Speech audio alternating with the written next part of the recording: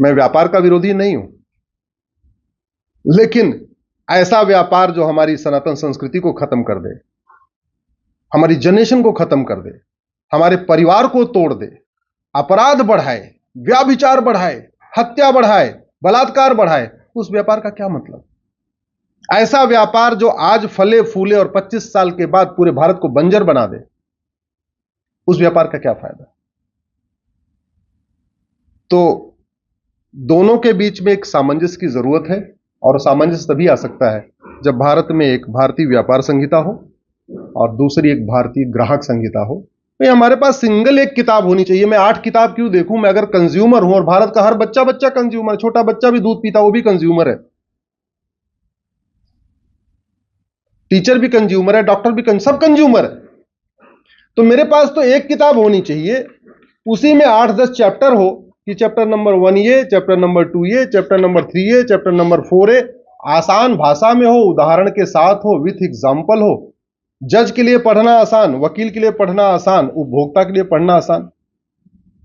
ऐसे कानून का क्या फायदा जिसका ठीक से इंटरप्रिटेशन जज ही ना कर पाए? मैं कई बार कहता हूं, अगर किसी केस में डिस्ट्रिक्ट कोर्ट अलग फैसला दे रही है, हाई कोर्ट अलग फैसला दे रही है, और सुप्रीम कोर्ट ऐसा अलग फैसला दे रही है, इसका मतलब वो कानून महाघटिया है। जिस कानून की व्याख्या जज नहीं कर पा रहे हैं, वो आम जनता कहां से कर लेगा? आम जनता कहां से उसकी व्याख्या ठीक से करेगा? और फिर जब ठीक से व्याख्या नहीं करेगा तो लड़ेंगे आपस में, तू मैं करते रहेंगे। इसलिए कानून जितना हो, जिस विषय पे हो, अगर वो इंटीग्रेटेड हो, समावेशी हो, इंक्लूसिव हो, और अपने देश की स्पिरिट में, तो अच्छा। दुनिया क्या कर रही है हमसे इससे लेना देना नहीं है। अमेरिका के पास हमसे 3 गुना जमीन है, जो जो करना है कर ले, हमें कोई दिक्कत नहीं। चीन के पास हमसे 3 गुना जमीन है, उसको जो करना है करे। हमारे पास तो 1/3 जमीन है ना। ऑस्ट्रेलिया के पास हमसे 2.5 गुना जमीन है, कनाडा के पास हमसे 2.5 गुना जमीन है, ब्राजील के पास हमसे 2.5 गुना जमीन है, रूस के पास हमसे 5 गुना जमीन है। उनको जो करना है करे। लेकिन हम तो कहते हैं जितनी चादर उतने तो पैर फैलाएंगे ना। ज्यादा पैर फैलाएंगे तो चादर फट जाएगी, और चादर फटने के कगार पे आ चुकी है। चादर फटने के कगार पे आ चुकी है। दिल्ली में 1-2 महीने के अंदर यहां जीना मुश्किल हो जाएगा। रिसर्च बता रहा है, सर्वे बता रहा है कि दिल्ली की उम्र, लोगों की उम्र 10 साल कम हो गई भाई साहब। एवरेज उम्र 10 साल कम हो गई है। और मैं प्रैक्टिकली बता रहा हूं, मैं जब मेरे पास पर डे कहीं कहीं से खबर आती है, वहां जाना है, मतलब लोग शरीर छोड़ते हैं, तो मैं एक बात जरूर पूछता हूं, कितने साल के थे? पिछले 10 साल से मैं देख रहा हूं, मुझे 85 से ऊपर वाला कोई मिल ही नहीं रहा है। इसका मतलब दिल्ली में लोग 85 से ज्यादा चल ही नहीं पा रहे। क्यों हो रहा है? उसका कारण केवल पराली नहीं है, पराली भी एक कारण है, लेकिन उसके और भी कारण। पानी गंदा हो चुका है, हवा गंदी हो चुकी है, दूध अशुद्ध है, फल अशुद्ध है, सब्जी अशुद्ध है, सब कुछ अशुद्ध है। तो ये ग्राहक, चूंकि हम ग्राहक की बात कर रहे हैं, तो ग्राहक को दूध शुद्ध पीने का मिलना चाहिए ना। ग्राहक को सब्जी शुद्ध मिलना चाहिए, ग्राहक को आटा शुद्ध मिलना चाहिए, ग्राहक को भोजन शुद्ध मिलना चाहिए, ग्राहक को तेल शुद्ध मिलना चाहिए। कितने पैसे मिलेगा वो दूसरा पहलू है, पहले शुद्ध तो मिले। एमआरपी सिस्टम का कहीं कोई कैलकुलेशन ही नहीं, आज तक हमने कुछ फार्मूला फिट नहीं किया। कितना होगा, कैसे होगा, कितना होगा, 5 गुना, 10 गुना, 20 गुना, कितने गुना भाई? ऐसा तो नहीं होना चाहिए ना कि एक दवा बनाने वाली कंपनी, दवा की लागत आ रही हो 50 पैसे और कैप्सूल बिक रहा हो 100 रुपए में। ऐसा तो नहीं हो सकता ना। तो इन विषयों पे चिंतन की आवश्यकता है, और इसका जो एक समाधान मुझे दिखाई पड़ता है वो शिक्षा व्यवस्था। हम भारतीय जो वैदिक शिक्षा व्यवस्था हमारी थी, बहुत अच्छी थी, हालांकि आज का विषय नहीं है। उदाहरण के लिए महर्षि पतंजलि को नहीं पढ़ा रहे, हमारे बच्चों को अपरिग्रह पता ही नहीं है। महर्षि माधवकर को नहीं पढ़ा रहे, महर्षि शारंगधर को नहीं पढ़ा रहे, महर्षि वाग्भट को नहीं पढ़ा रहे, महर्षि सुश्रुत को नहीं पढ़ा रहे, महर्षि चरक को नहीं पढ़ा रहे, तो उसको यह पता ही नहीं है कि कब क्या खाना क्या नहीं खाना, कितना खाना, तो खाए जा रहा है, खाए जा रहा है, खाए जा रहा है, तो बीमार होता जा रहा है।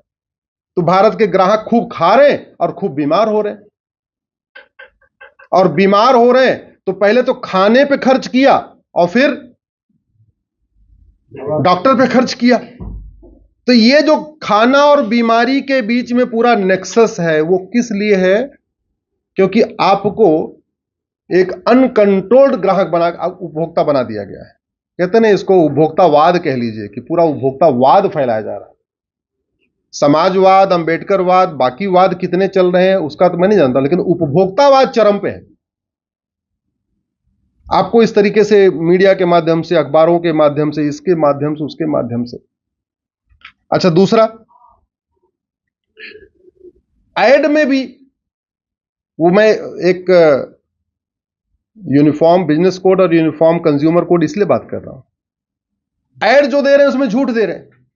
भारत का संविधान फ्रीडम ऑफ स्पीच देता है, तो सच बोलने की आजादी देता है, झूठ बोलने की नहीं। फ्रीडम ऑफ एक्सप्रेशन देता है, लिखने की आजादी देता है, तो सच लिखने की आजादी देता है, झूठ लिखने की नहीं। राइट टू रिलीजन देता है, तो अपने पंथ को पालन करने का आजादी देता है, कन्वर्जन की नहीं। राइट टू कस्टम देता है भारत का संविधान, तो रीतियों को पालन करने की आजादी देता है, कुरीतियों को नहीं। प्रथा को पालन करने की आजादी देता है, कुप्रथा को नहीं। लेकिन प्रथा क्या है, कुप्रथा क्या है, रीति क्या है, कुरीति क्या है, धर्म क्या है, धर्मांतरण क्या है, इसको बीच में भेद तो करना पड़ेगा। आप व्यापार के नाम पे, विकास के नाम पे विनाश तो नहीं कर सकते ना। प्रकृति का विनाश नहीं कर सकते, संस्कृति का विनाश नहीं कर सकते, परंपराओं का विनाश नहीं कर सकते।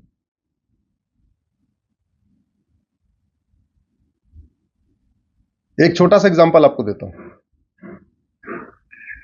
15वीं शताब्दी तक गणेश जी की जो मूर्ति हुआ करती थी, उसमें 4 हाथ हुआ करते थे।